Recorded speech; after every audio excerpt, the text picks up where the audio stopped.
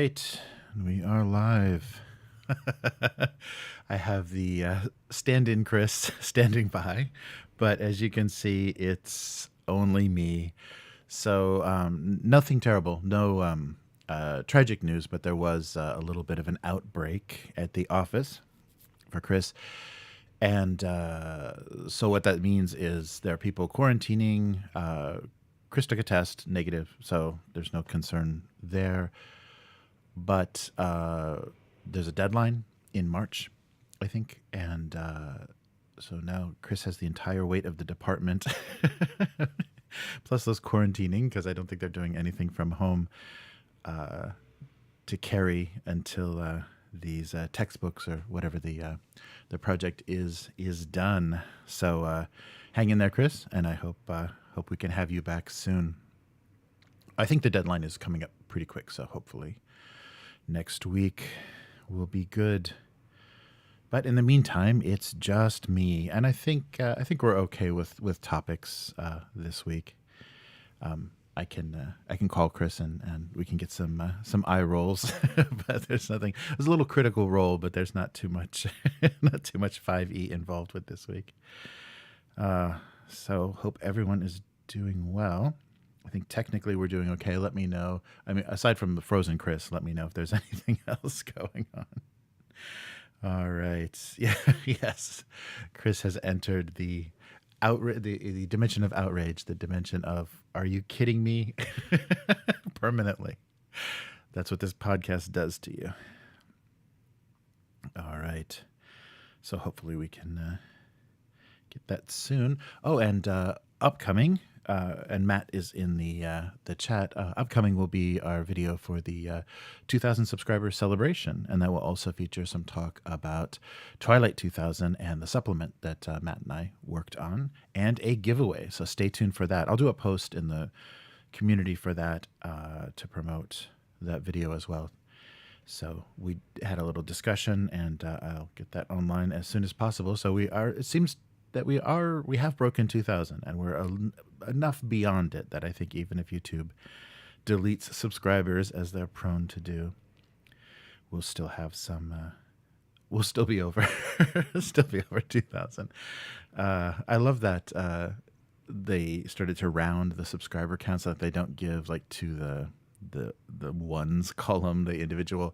They round it, because when people were doing their 10,000th subscriber or 1 millionth subscriber or whatever, there would be enough people that would just delete or cancel their sub, so that the number would keep dropping below the celebration mark. There's always got to be somebody. Nice. But yeah, good to see you, Matt, in the chat, and it was fun. It was fun talking to you. I'm glad we had the chance to do that, and I also later that day got a chance to talk to Alex from Res Nova. So that's another interview I'll put up online. So we had a nice discussion. It's still pre-crowdfunding, so we talked a lot about. So there's some good details in there. A little bit beyond what's already been released. There was a live stream, Shoshi, one of the painters that they hired to paint their prototype minis. She did a Razzie that looks very cool, and there was they dropped some details there. So they talked to them about the material of the miniatures, a little bit about the mechanics of the game. We got a little bit more of that in the interview that I did with Alex. So stay tuned for that. There's some interesting details about how the game is going to work, and also kind of their attitude about this release and what they want to do with the IP and things. So I was happy to see that. But yes, thank you. Multiple YouTube accounts are very much appreciated. Yeah, I should subscribe with my various accounts as well. Oh man. But yeah, so we will be putting that up, and hopefully before the Kickstarter, and I'll put links to everything so you can follow that campaign and follow the development of things, and hopefully they'll do a full 30 days so that they'll have plenty of time to get attention for what they're doing. And some sad news in the Mutant Chronicles world, as you may already know. and we'll see what that means for the future, and we'll see what that means for our lore videos. Yeah, it might change the kind of direction and focus of the lore videos a little bit. But I think all the main, the first Chronicle kind of main chronology is there, and it's based on the third edition RPG. So that'll exist, and depending on what happens with the third edition RPG, and how many people are playing it. But that exists, and the kind of fingerprints that Modiphius put on it will stay there, and maybe I'll do an edit or do some kind of re-recording and create something that is a little truer to the old school storyline chronology. So we'll see. I don't know. Oh yeah, there was some good with the Resnova interview. There was some good information about the time, like when it's set. So it's basically the second Dark Legion war, and so that would be Warzone First Edition, Mutant Chronicles tabletop RPG Second Edition setting. So that works well. I think that's a good old school choice, and that gives them a lot of good options. And all the heroes had risen, and the named characters kind of ascended at that time. All right. So we will see. We'll get that up as soon as possible, so you guys can have a little tease of what's going on. And so I'm curious to see how that campaign does. I hope there's enough support. It'll be a real heartbreaker, no pun intended, a real heartbreaker if they have a high goal and they don't reach it. That would be too bad. But they've got about 10,000 people on their Facebook group, so that should be a pretty enthusiastic bunch.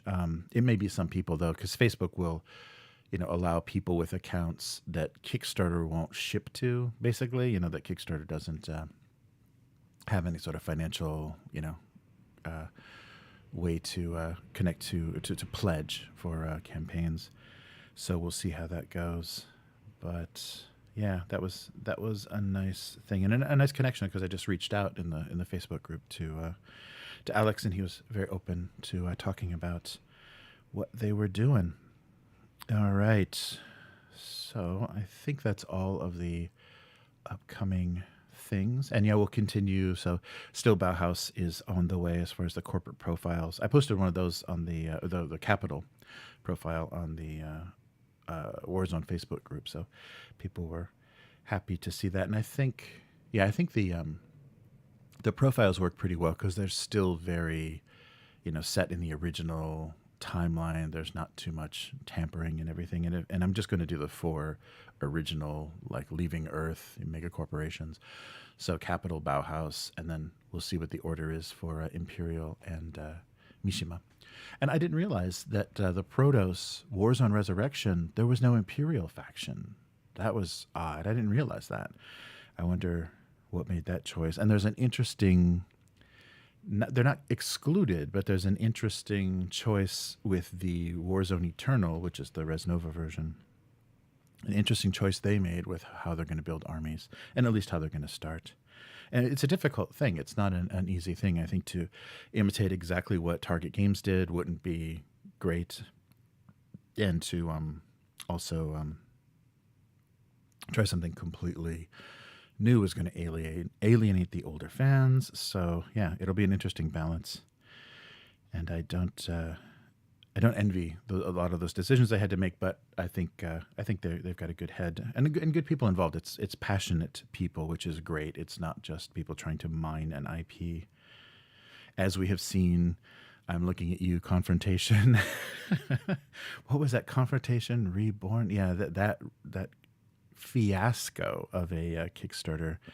The company that claimed the French company that claimed they had the original sculpts, the original wax sculpts of all the old Confrontation minis. Oof. And that they were going to start giving them away if you would pledge. Oh, it was crazy. Anyhow, let's get started for this week. Welcome to the weekly. I'm Jeremy. And again, a solo cast, so no Chris today.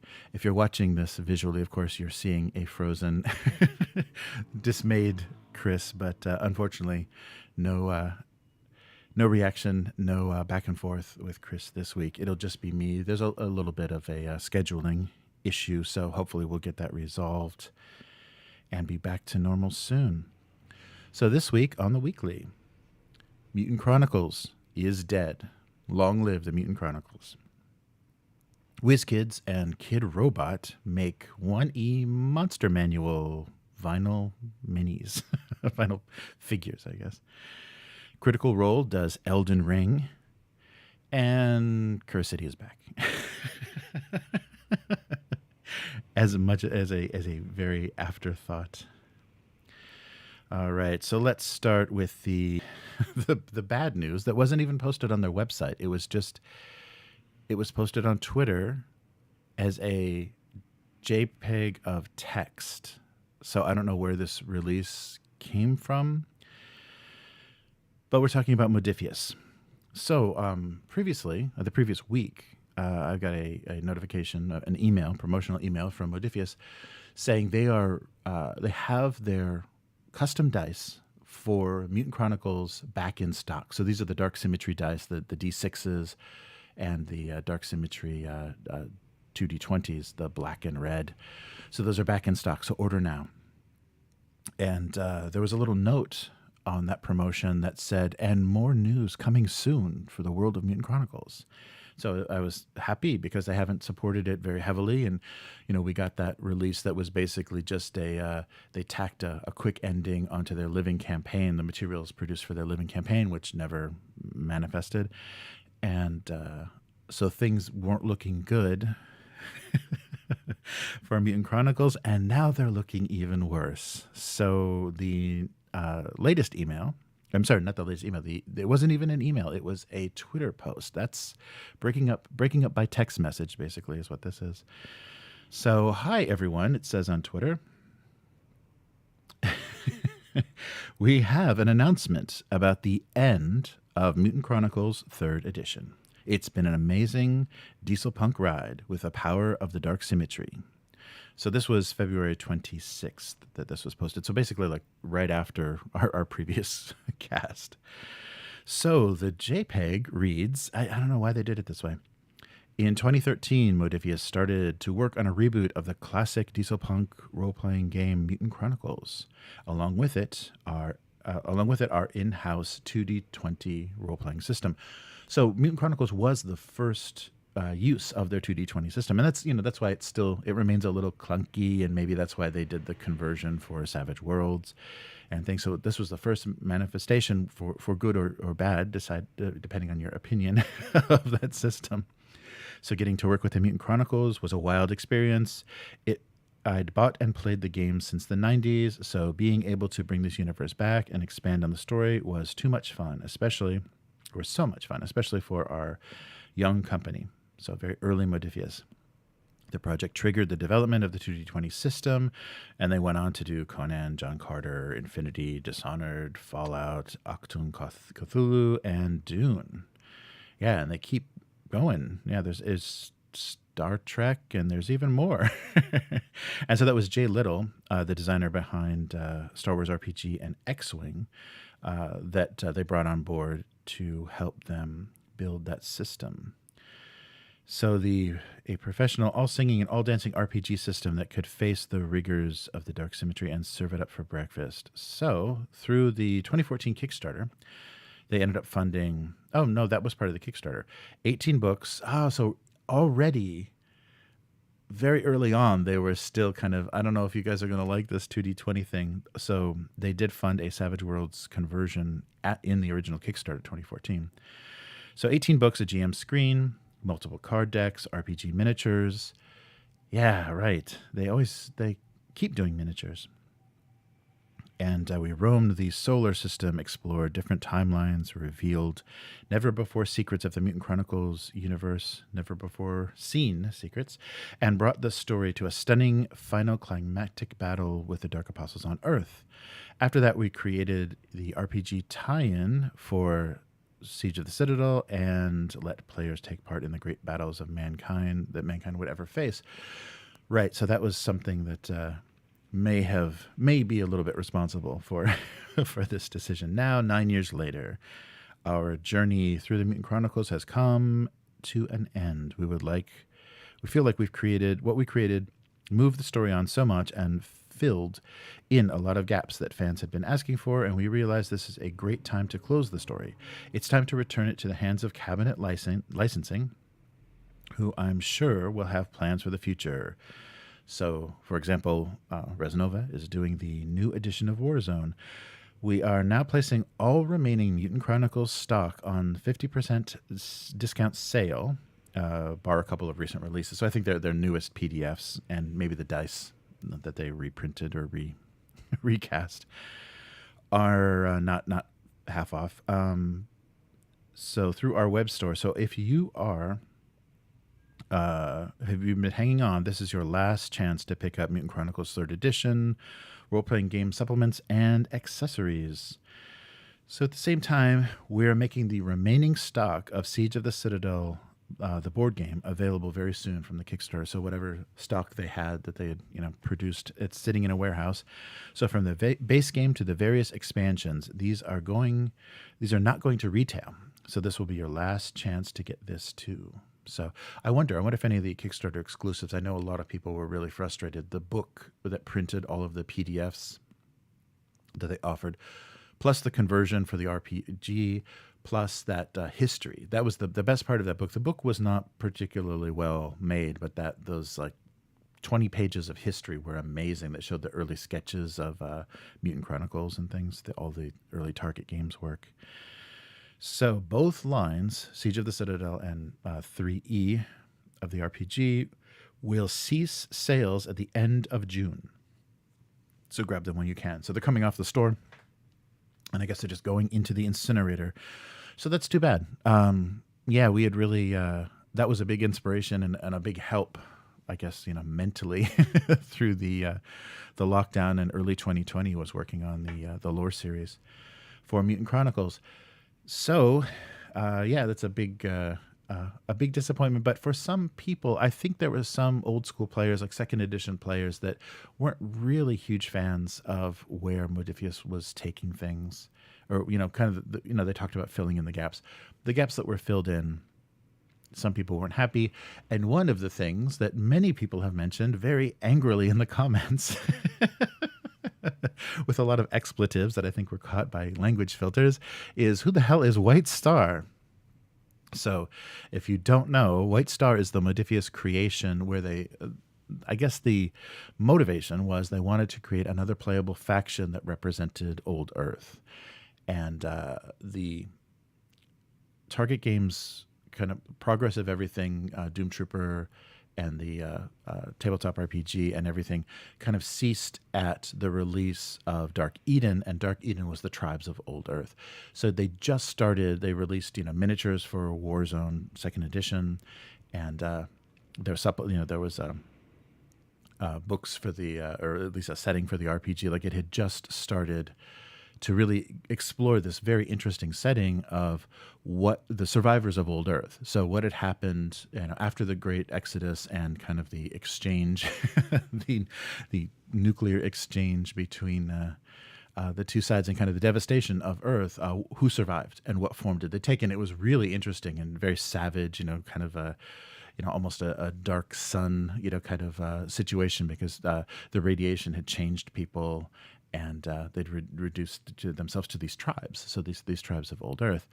So Modiphius, to kind of connect some pieces of the story, created the dominant faction, which I guess they're kind of considering the sixth mega corporation, which they're not really a corporation, but a giant tribe called White Star.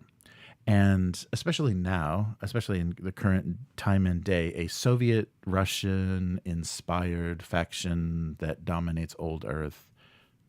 Yeah, whatever. It's not a great choice. So a lot of people were unhappy that this new creation dominated Old Earth and kind of eclipsed. There's mentions of the tribes each of the tribes of Dark Eden in the White Star setting and even in the campaign. But they are overshadowed tremendously by the Tsarina, who's pictured here, and White Star. So this is a little bit of a, people holding their nose, and it was kind of a little bit of a speed bump, or a little bit of a wall that people didn't enjoy the lore that we did so much, because the White Star becomes pretty prominent.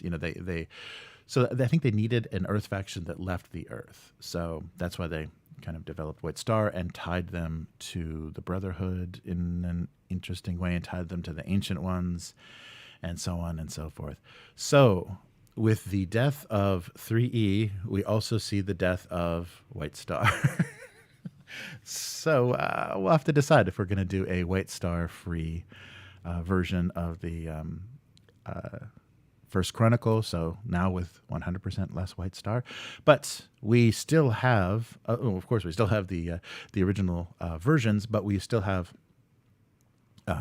Warzone First Edition, and the new version that Resnova is doing will be set in this the time period of this this book, and the second edition of the RPG. And will feature no White Star. So Dark Eden remains intact, and the tribes of Old Earth again thrive. So the sons of Rasputin are now ascendant. So yeah, a little bit of a letdown. It really kind of died a kind of sad, slow death. And we were kind of suspecting, just from how the releases were going, because they were mentioning, this is in the works, this may be coming. There were little, in the Modiphius magazine, there were little teases about what's coming for Mutant Chronicles. And I guess, they just got distracted with bigger IPs. And, they didn't dance with the girl they brought to the prom. They kind of left her for a sexier Dune or Star Trek not Dune, Star Trek. A Star Trek type girl. So bigger IPs, I guess, came their way. I guess Dune being the final. All right. So yeah, you've got until June to grab up, and I'm curious to see what they're going to put from the Siege of the Citadel up there, because they haven't even finished fulfillment of everything from that Kickstarter. I think the chibis, the soda pop miniature chibis that they produced, which were pretty funny, but I think that was going way beyond what the scope of Siege of the Citadel as a board game. I don't think those have been fulfilled yet, so I don't know if there's continuing production delays because of queues at factories and things. So we'll see if they ever finish. So they will be fulfilling miniatures to a dead board game that has ceased production. Interesting enough. So very sorry. So like I said at the beginning, Mutant Chronicles is dead. Long live the Mutant Chronicles. We will see both Warzone and Chronopia return this year as crowdfunded miniatures games. So that's great. It's great that some smaller companies, some passionate smaller companies are picking up the ball and are running with it. And we'll see what happens if there's going to be someone that would dare take a shot at a 4th edition RPG and, change the timeline. So we've already had, between the Warzone Resurrection by Protos and the 3rd edition of the Mutant Chronicles RPG, we've already had some irreconcilable kind of branches in the lore. So considering what you consider canon and not canon in Mutant Chronicles is kind of up to you, and kind of when you discovered them. So it's turning into a bit of a Star Wars as far as what is canon. So there's going to have to be an expanded universe that they delete, I guess, eventually. And that may be Modiphius's contributions. Anyhow, the next thing that I noticed that I thought was a little bit amusing, and was surprised that this is still a thing, is there was a WizKids release, a collaboration that WizKids is doing with Kid Robot. So Kid Robot is kind of the poor man's vinyl Hong Kong, the Hong Kong vinyl figure company. because if you buy directly from those designers, the Hong Kong designers that first did the, very, hip hop inspired, very cool, very limited, very exclusive, very expensive vinyl figures from kind of the 90s and 2000s. Kid Robot kind of came out of that scene. I think they're maybe San Francisco based. I think they're West Coast based. And so they kind of imitate. They have kind of a chibi style. It's, proto Funko Pop. The Funko Pop kind of distilled that look down so all of that all of that creative indie spirit that came from the Hong Kong vinyl scene was kind of reduced to this black, dead-eyed, giant head, fake, like Americanized chibi thing that we now know as Funko Pop that some people are horribly addicted to. So Kid Robot is kind of the earlier version of that. So it's a half step between the actual, artist produced vinyl figures and what became of it, the mass marketed kind of Funko Pop. But they are working with WizKids to produce a set of 3-inch vinyl figures. They're going to be presented in blind boxes to preserve the rarity, as they say, and be collectible. And these miniatures, these figures, are going to be based on the illustrations from the first edition Monster Manual for D&D. So, an interesting collaboration because they do have kind of a chibi look. They're kind of a cute, if they can be made cute, or just a little bit, proportions are a little more childlike, a little squishier. They're a little rounder maybe than some of the illustrations. But they're going to be presented in cases of 24 blind boxes, and I think there's 14 total. And the first set will include a Beholder, a Displacer Beast, a Fire Elemental, a Ghoul, a Mimic, a Mind Flayer, a Red Dragon, a Remorhaz, a Roper, a Rust Monster, a Sahuagin, a Salamander, and a Zorn. So some pretty famous, pretty iconic Monster Manual monsters, and they're pretty much recognizable. You can see what they're going for, and they are the sculptors took direct inspiration from those original, black and white line art illustrations, and they're very colorful and very poppy. So I'm curious. Maybe this is for a crowd that we're going to be talking about in a little bit. The kind of younger, newer to the hobby. People that enjoy Critical Role and like the kind of pop fun, and also like anime. There's obviously, from the character art that you're seeing a lot online, there are people that are deeply in love with manga and anime that love D&D as well, and those two things have kind of crossbred. So this is another crossbreeding, and the company that does a lot of the pre-painted minis for D&D is now going to do kind of pop vinyl. So enjoy that. And WizKids also revealed that they're going to be releasing Icons of the Realm aspect of Tiamat coming soon to retail. So that's their pre-painted, non-chibi, non-vinyl inspired series. So more minis. And it's WizKids, that's getting pretty crazy. I was seeing like $400 dragon miniatures and things from WizKids. So they're not messing around anymore. They're going for the pocketbooks of the serious collectors. So you'd love to just drop a $400 pre-painted vinyl miniature onto the table as a GM or as a DM. But you better have a very successful Patreon or something, or a good streaming. Wow, because that's a lot. That's a lot to ask. I think we were joking about we started playing the the beginning of the Dragon Queen's Horde for 5e, and we're joking that by the time we got to Tiamat, we'd have to have all chipped in at least $100 to buy the DM a giant Tiamat to drop on the table. All right. So talking about those newer to the hobby fans, they just got another interesting collaboration. So Critical Role on March 1st had a one-shot live stream. And this was a sponsored live stream, which was, I was a little bit surprised. So I guess it's D&D. I guess it was, it's based on 5e. So just a modified 5e.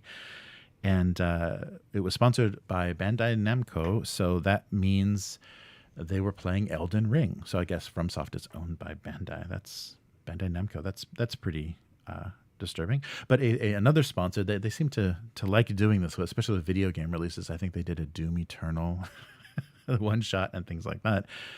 So Elden Ring, on March 1st, they did a stream. It's in the archive, and I think by now it's probably in their video on demand on their YouTube channel.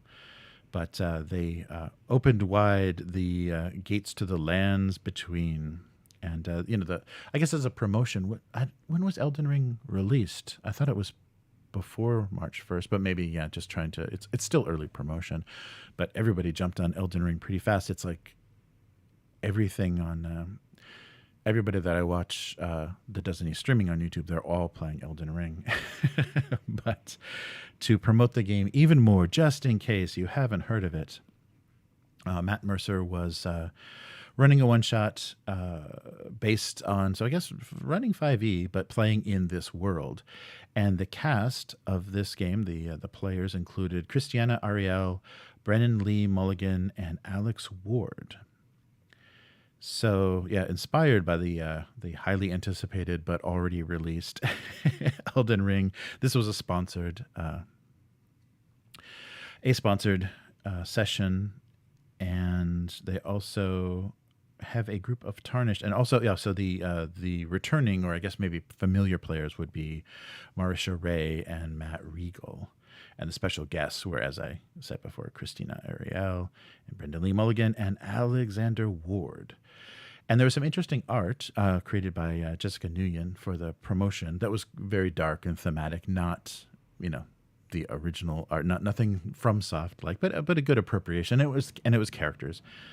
It was the character art for the session. And so if you don't recognize some of those guest names, Christina Ariel is the host of the High Republic show that Disney is doing. And Brendan Lee Mulligan is the GM of the Dimension 20 live stream, including a Starstruck Odyssey. So it was an online GM, and I looked him up a little bit, and an ICB alum and all that good stuff. The theater kids have invaded the hobby. So that was a funny thing. They keep crossing over. I mean, there is with younger fans. I'm sure there's a huge crossover between tabletop and console or PC gaming, especially fantasy RPGs. So they did it again, and I want to know. It's Bandai Namco. I want to know how many zeros were on that check for the sponsorship. So if you're curious about that and curious kind of how they modified 5e to run Elden Ring, check out their video on demand on their YouTube. But another thing that Critical Role did is celebrate their 7th year. That was surprising. Yeah, they've been doing this for 7 years. And I guess, they did start out pretty small. So it's only maybe the last, 3 or 4 years that they've really become this juggernaut and really kind of, risen to the top of actual plays. But they, to celebrate this, are collaborating with Cinemark, which I think they've done previously. And this is a thing that I think either Mystery Science Theater or Riff Tracks or one of the kind of riffing on movies people, I think, also did. So working with Cinemark, they're going to broadcast kind of a live, because they do digital projection, they're going to do kind of a live event in a theater. So you can buy a theater seat and watch in the cinema on the screen basically what you would have seen for a live show or on one of their Twitch streams, but kind of as a more collaborative event. So this will be a cinematic event that will be happening in 55 theaters all over the country and all over the U.S. And it will be on March 17th. So March 17th, they will be screening on the at the theater a Campaign 3, Episode 17 will be shown, and that will include the Cinemark, Landmark, and Cinepolis theater chains. So connected theater chains are all probably through digital projection going to be presenting this. But there will also be 3 screenings in Brazil. So I guess Portuguese subtitles? I can't imagine.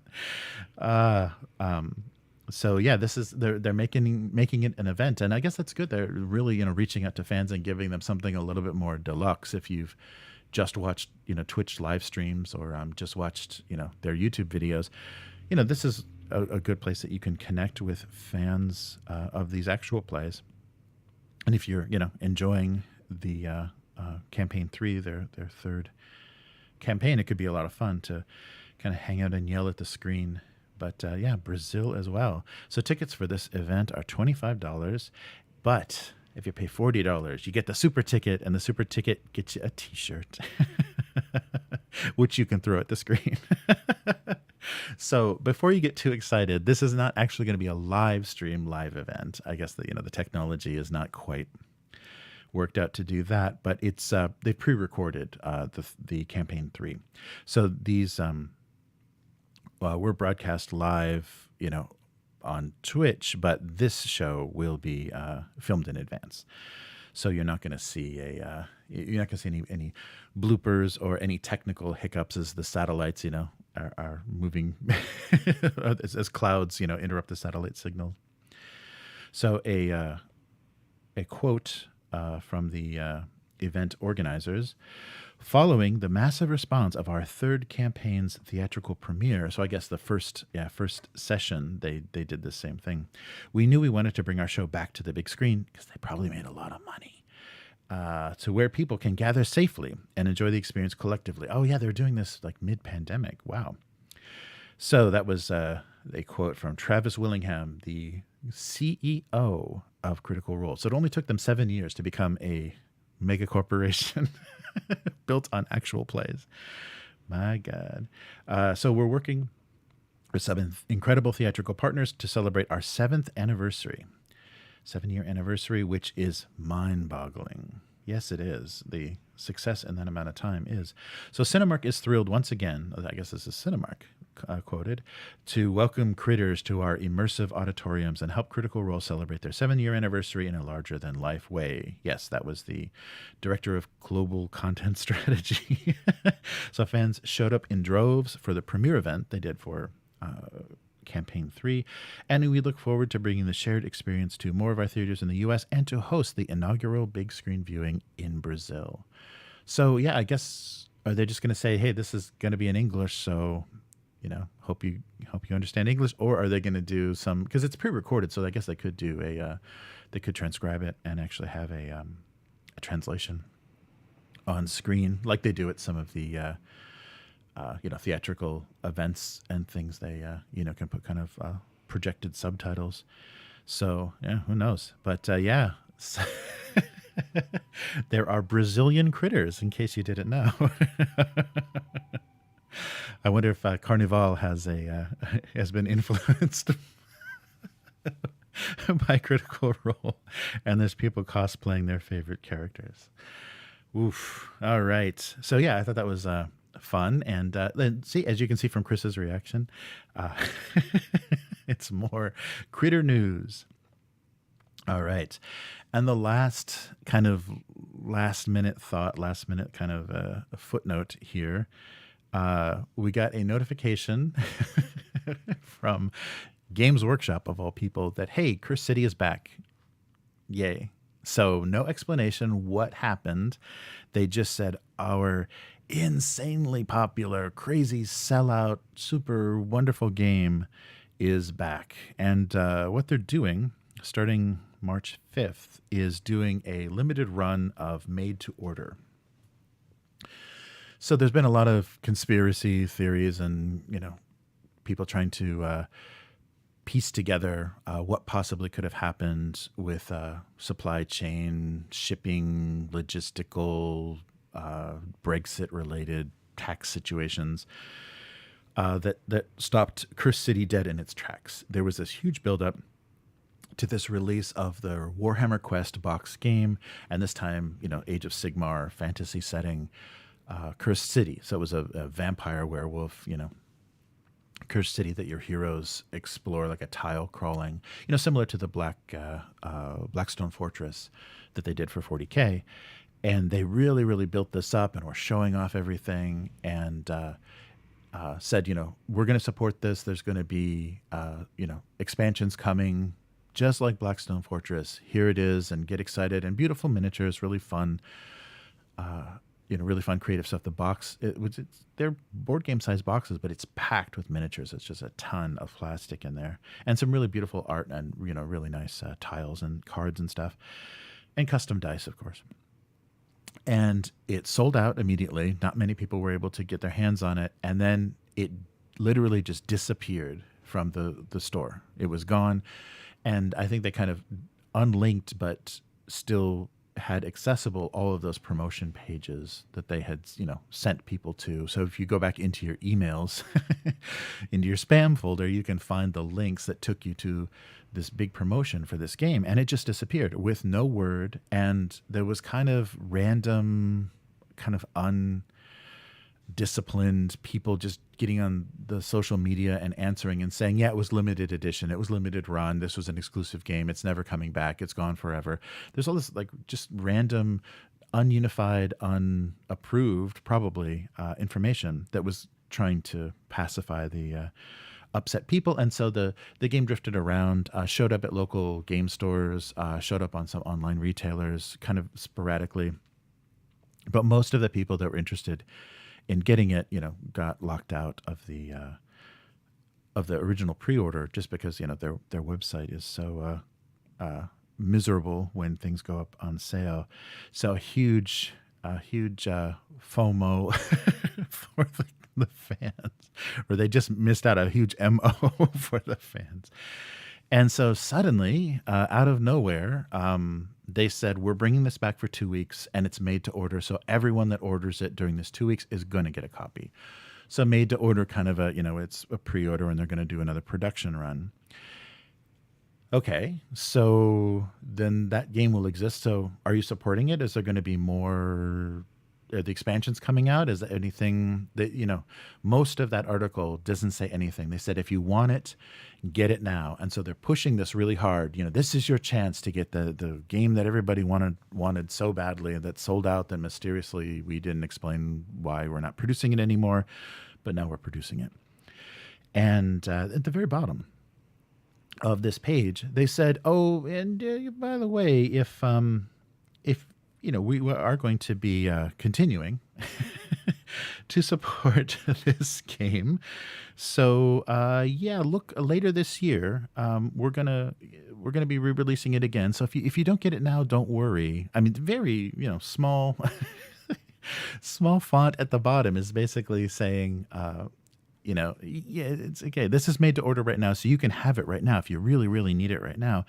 But it's going to come back, and there's going to be expansions. So we're kind of do the thing we originally planned, but no explanation like what is going on. And so I think, yeah, it's really frustrating, because I think they're so afraid of maintaining their stock price and keeping their shareholders from panicking, that when catastrophes happen, the fans are just kept in the dark. And so. Yes. Oh, so they said that they will do a full relaunch later this year. So now it's made to order. Get it now. So this is not going to show up at retail or anything. It's only going to be an on the web store, made to order. Everyone that orders gets one. I don't know who they think they're satisfying, and especially if they're saying, and we're going to do a relaunch later this year. Yeah, wait till later this year, and that you can actually get it at a retailer for a little bit of a discount. Yeah. Oh, so there you go. That's it. So they want one more dip, because it didn't make it full to retailers. Like, retailers just got a few boxes. So that's it. They want another full price from their web store. We get all the money taste of this game. testing, and it also test to see how popular it is. So maybe they'll scale their relaunch based on that. But come on, I mean, yeah. So this makes me look forward much more to the crowdfunding campaigns for both Warzone Eternal and Chronopia. So those are both coming very soon. I think this spring. And Curse City can relaunch all it wants. Yeah, we'll see if we ever get an explanation for why or what they did. But yeah, so Curse City is back. So if you really want those miniatures, and they did a really clumsy Age of Sigmar release for the I don't even remember what faction. I think the vampire faction or whatever. But all of the kind of main villain, the monster figures they made as like a single unit, and they gave stats and you could field them, and so they put those in a box, and they did a quick release of those after the failed Cursed City release. So who knows what's going on, and transparency would be nice. A little bit of transparency. I mean, your shareholders aren't that cowardly, are they, that we have to be completely in the dark? But how fitting that a gothic Cursed City is full of darkness and deception. Yeah, so that's the latest nonsense from Games Workshop, who also seem to they're apologizing now again for Warhammer Plus because there's a delay for another episode of animation. They really had no idea what they were getting into as far as animation production, and especially if you're going to rely on amateurs. I mean, people that if they're doing it passionately for themselves, they're going to work at a different rate, at a different quality than they are when you've put a price tag and a deadline on what they're doing. So yeah, they're really having trouble getting stuff out. There's almost no new animation produced now for Warhammer Plus, and that was the big draw. So more and more fun with the Games Workshop. So that is it for this week. And Chris hopefully will be back as soon as possible next week. If not, then there is no sooner than next week. So next week or the week after. So hopefully I can keep you entertained and informed until then. But we will do this again next week. So if you'd like to support what we're doing with the weekly and Upturned Table, please visit patreon.com/upturnedtable and become a weekling. So that'll let us know that you're really enjoying the show and want to directly support it. And then there's other tiers of patron that will show, if you like the lore series or just wanted to do some, general low-level support for everything that happens. And upturnedtable.com is the website, and you can find us on social media at Upturned Table. We do this live stream every Friday, Japan time, and so Thursday night, North America, on both Twitch, YouTube, and it shows up on Facebook as well. So if you want to catch us there, you can subscribe at one of those places, and we will be celebrating our 2000th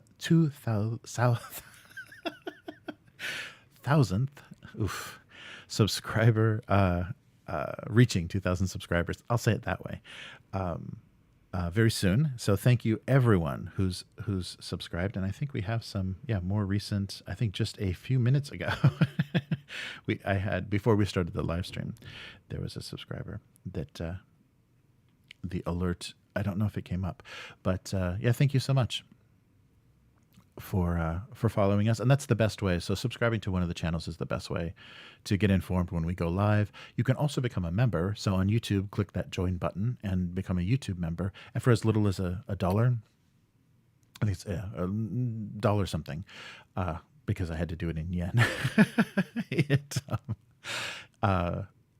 You can get some exclusive content. Right now we've got the Mutant Chronicles fiction series and things like that. Yes, there we go.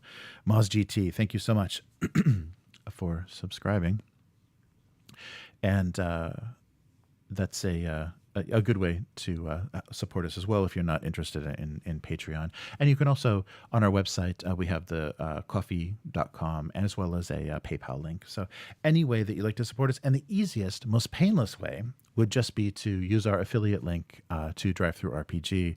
So anything you buy from Drive-Thru RPG, we get a little bit of credit, and that helps us helps us buy review copies for things, and Helps us just for actual plays and things get additional digital copies of things to help support what we're doing.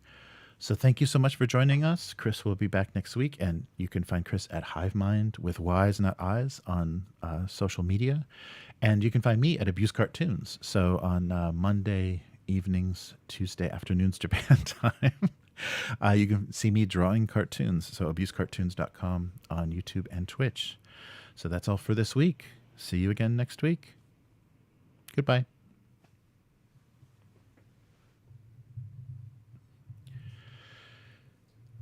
All right. So a solo cast. I hope that wasn't too bad. Let me switch over to the chat. There we go. Oh, sorry, Chris. Let's switch over to the chat and see who came by. I know Matt is here. And Matt, yeah, thank you so much. So Matt helped us connect with the I guess what was being referred to in the game press as TSR2, the company that continued to use the TSR name for the Top Secret game, I believe, and Solarian is their new name, and Matt helped us get in touch with them, so we'll be talking to them about how much they enjoyed the shenanigans of Lanasa and Gary Jr., the man now known as Gary Jr. All right. So there we go. AK5, how's it going? Yes, time frozen Chris is here. So no opinions, just all reaction. And that pretty much, that's kind of the average of all Chris's responses to the things I decide to talk about on the cast. Nice. Oh yeah. Yeah, so Matt asked how many different companies have made Mutant Chronicles. There's been a lot because after Target Games failed, Excelsior, I think an American company they successfully grabbed the licenses for both Warzone and Chronopia and released pretty cool combined books. And the Mutant Chronicles one even had a pronunciation guide, which I totally missed when I was doing the lore series. I totally didn't see that. But they did these really nice big compilations of all of the rules and stats for all of the miniatures and everything. So really kind of comprehensive, rounded everything up. And they kind of rebranded. They re-released the miniatures and rebranded them with different card backs of the little clamshells, or what are those called? The little releases, and then had a little bit of a graphic redesign. And then Warzone then that kind of faltered, and Protos picked it up, and Protos did all resin releases excluding Imperial. That's really funny. And they had a real different bent to the look. It was more realistic scale and more generic sci-fi, not so much diesel punk. It wasn't chunky and heroic looking. A lot of it is critiqued as not just a different take, a different interpretation. And it started out, it looked like with kind of generic base figures that were then kind of modified to look a little bit more Warzone-esque. But Chronopia has been silent. After Excelsior, I don't think anybody picked up Chronopia. And then Warzone, Protos lost the Warzone license, and that's when Resnova picked that up. And interestingly enough, so I can spill a little bit of the beans. So because Protos did all resin, there were a lot of people that weren't really happy with that. Like, working with resin, you have to be careful with kind of respiratory stuff. You don't want to breathe that dust when you're cleaning up the mold lines and stuff on resin models.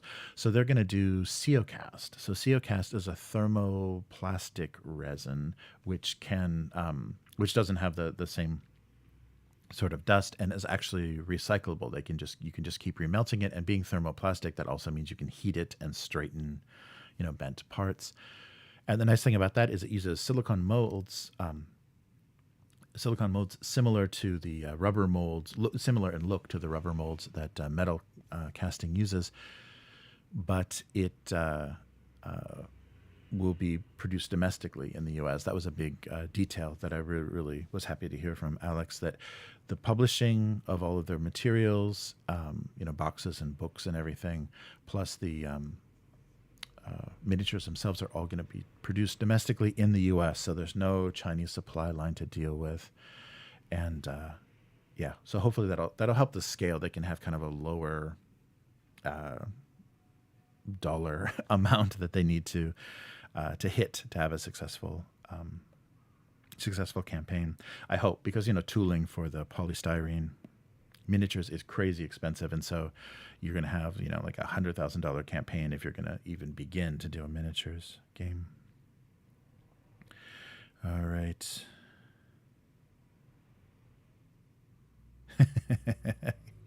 Yes, there are a lot of companies that were involved. So Matt said, yeah, could they do the original deities and demigods pantheon? Yeah, that would be. Yeah. They cut excise for copyright. Oh, wow. That's funny. Yeah, I wonder. That would be funny for someone to do that. And I guess like an indie studio could do that, because they wouldn't be so worried about. They wouldn't be a big enough target. But I think Kid Robot and WizKids would be a little big.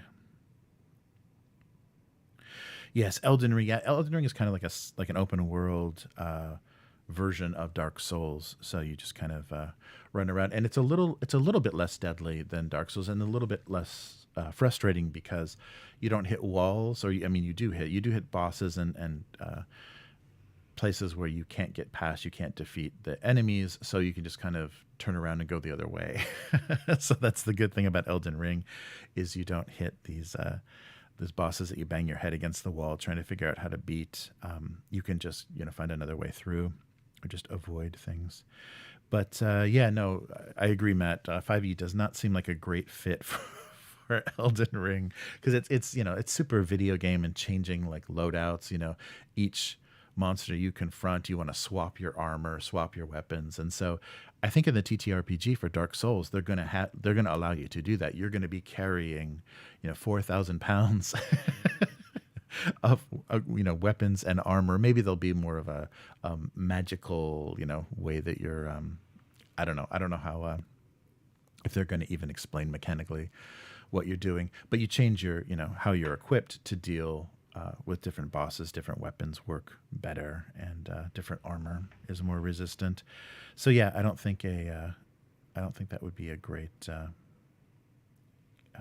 great way to to run that is through 5e. But if they're just kind of changing the names of the classes and just going to do some simple combat, and if Bandai Namco wrote them a big enough check, hey, I would convert 5e to do anything you wanted it to. If a Japanese mega media company is paying for it.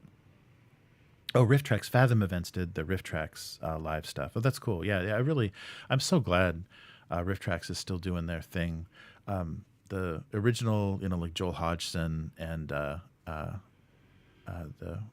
some of the original, not first season, but kind of like not the KTMA, but the later the Comedy Central crew, they all went to Hollywood and got a little bit confused, and I admire the people that stuck it out in Wisconsin or Minnesota and did their thing, because they stuck with it, and they're still really funny. I mean, they're still as funny as ever.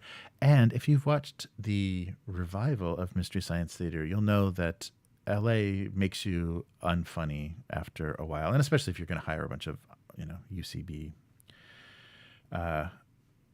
probably writers and kids to run that thing. So yeah, the revival of Mystery Science Theater is not great, and it had Patton Oswalt in it. I mean, how can that not be funny? And it just wasn't.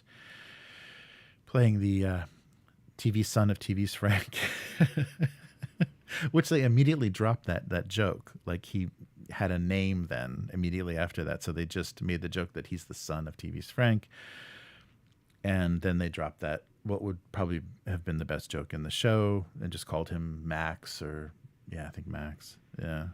Unfunny is what happened. Uh, oh, and Matt said I chalk up all the Games Workshop decisions to coin flips. Yeah, right. Yeah, darts thrown at a board, good ones and bad ones. Yeah, I think they're accidentally successful in certain ways, and they keep shifting. I remember a few years ago, I think it was like right before 8th edition, they were saying, "Hey, guys, we're not a game company. We're a miniatures company. You know, so dig our amazing miniatures because I think they were kind of proud of the computer design and stuff they were doing with miniatures. But don't criticize our rules because we know we're not good at writing rules. It's just terrible. And now they're just back to we're this amazing war game company, and we figured out how, and they've known this for a while, how to make rule sets that sell miniatures. So they're just they release a crazy rule set, something super powerful. Oh, and it happens to be new, and it happens to be really expensive, and you buy that, and it's OP, and then errata gets released, and an FAQ comes out, and it's immediately nerfed. So they know how to use rules to sell miniatures. I think that's their biggest accomplishment. It's crazy. And Melanie Dawn, how do you feel about the Warzone Kickstarter? It needs to do really good to get Brotherhood minis. Oh yeah, I got a little bit of information about that. Kind of the most important faction being a secondary thought. Yeah, Melanie, this is interesting. So both Brian Steele and Alex Knaus said that they do want to produce miniatures. That's what their license is for from Cabinet, to produce miniatures for Warzone. And they understand that maybe the rule set that they're going to be releasing, people, it's not to their taste. So you can use these same miniatures because they're producing the same units that were included that are, from original first edition Warzone. So you can use those miniatures to play older games. You can use miniatures to play Resurrection or, whatever you want. They just, want to sell these miniatures and create more in this world. And there's some interesting details. I'll leave it, the interview for the full details, but the mechanics, there is going to be a light and dark mechanic that functions in any faction. And both the Dark Legion, which is going to start out with only Algaroth, and the Brotherhood are not going to be faction armies, because they kind of standardized roles and the sets that you can then equip. Like this will be a sergeant, this is a heavy gunner, whatever the different roles, the medic roles. So the units are going to have, the corporate units are going to have a specific boxes that you can build all of these kind of your squads from. And then depending on the role, so there's a little bit of asymmetry in how they're going to run the games. And you're going to basically being like an attacker defender, which is basically going to be a light and a dark. And so that will open up the possibilities of recruiting other units from either Brotherhood or Dark Legion, and basically in the beginning Algaroth. So as it's more successful, right, it's going to have to be crazy successful. And I think the plans are there's not going to be a huge amount. There is one planned Brotherhood miniature, probably like an Arc Inquisitor or something, that's going to be produced for the Kickstarter. But there are plans to do more. But Brotherhood and Dark Legion are not going to be playable factions in the sense that, I mean, you probably could, depending on how the rules, using the rules, you probably could do an entire Dark Legion, but yeah, basically you're saying that this is a corrupted Bauhaus army, or this is a corrupted Imperial army that became Dark Legion, based on these rules. So they're creating, and I think that ties in really well with the why they named it Eternal, because it's going to be this like eternal struggle between light and dark symmetry. So interesting. It's interesting, and I really can't wait for the rules to drop. I hope there's a quick start or a little tease of a PDF on the Kickstarter itself, because I want to see how this functions. And it's still D20. I think that information came out on the Facebook. But to hear Alex's explanation, listen to that interview, which will be on our channel very soon. But yeah, so it'll be interesting. Yeah, and I was really looking forward to, because they even did art. There's some great art of Brotherhood units, Inquisitors and things that were already produced, and the way that they're doing it. So the same way that Protoss didn't do a full Imperial army, Res Nova is not doing the Brotherhood as an army. They're doing it as units that you recruit. But the whole game, at its level now, at the rules that they're using now, is a skirmish game of like squads of, I think, 5 or 6 squads of 2 or 3 squads of 5 or 6. So it's a skirmish, small scale 3x3 war game right now. So that's how those mechanics are going to work, and maybe as it scales, they'll try to, make that work. But yeah, I'm sad because I love the Brotherhood miniatures. I love what Heartbreaker did with those old Brotherhood. But it's going to be a very different take, similar mechanics, to what you played before with D20 old Warzone, but new mechanics as far as how you build your forces. Nice. Yes. Yes, I agree, Matt. The Rift Miami connection is great. Yeah, really, really good. Yeah, all their shorts and everything. I backed one of the Rift Tracks Kickstarters, and they gave you a bunch of shorts, and yeah, all of those are great. And so yeah, if you loved Mystery Science Theater and can't figure out what's going on with all these projects that Joel Hodgson is doing, kind of related to it. And I think they're doing like a streaming website now for this like 13th season. Go to Rifttrax, rifttrax.com. That's the voice of Tom Servo, the second voice of Crow, and Mike. And I was always a fan of the Joel episodes, not the Mike episodes, but Mike stayed funny and Joel did not. Joel got fat and spent to get too close to TV production or some nonsense in Hollywood. Oh, and one more, Matt said, so you need to do a sweeping angle with Chris. So the Chris pick is him slowly get closer to you. There we go. Yeah, I'll have to I'll do some animation. Like I'll have to do a GIF or something of Chris next time. So you guys won't quite ever know if Chris is here or not. There'll always be some movement and disapproval. All right. Well, thank you so much for being here for this live stream, and I apologize again for the solo cast. I'll try to, if this is going to be a recurring thing, if Chris keeps getting buried at work, I'll try to do a workaround and at least get someone on with me to bounce stuff off of, or just to pop in for a segment to say a word or so, because so kind of the early afternoon here would be evening in the US, in certain parts of the US. So maybe we can get something worked out. So we will see as the weekly live evolves into other various things. So hopefully we can get more going, and it's not just me talking at you.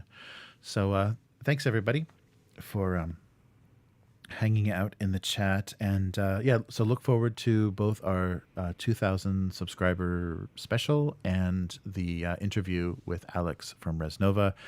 And he said very soon, he wouldn't give me a date because I think they're still planning, and I think they have to be careful to avoid the Chronopia Kickstarter. So they're both coming out in spring, but if they both come out with too much overlap, people are going to choose between them, if they want to go all in.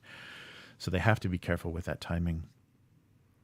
But we will, keep you up on that. And I'll get that information out as soon as possible. And go to their Facebook group, the Warzone Eternal Facebook group, if you want to see what everyone's been talking about so far. And there's a lot of painters that are live streaming painting of those miniatures, and they look good. The sculptors did a good job. They're very old school, chunky. Good stuff. All right. So more to come soon, and we'll be back next week, hopefully with Chris. See you then. Goodbye.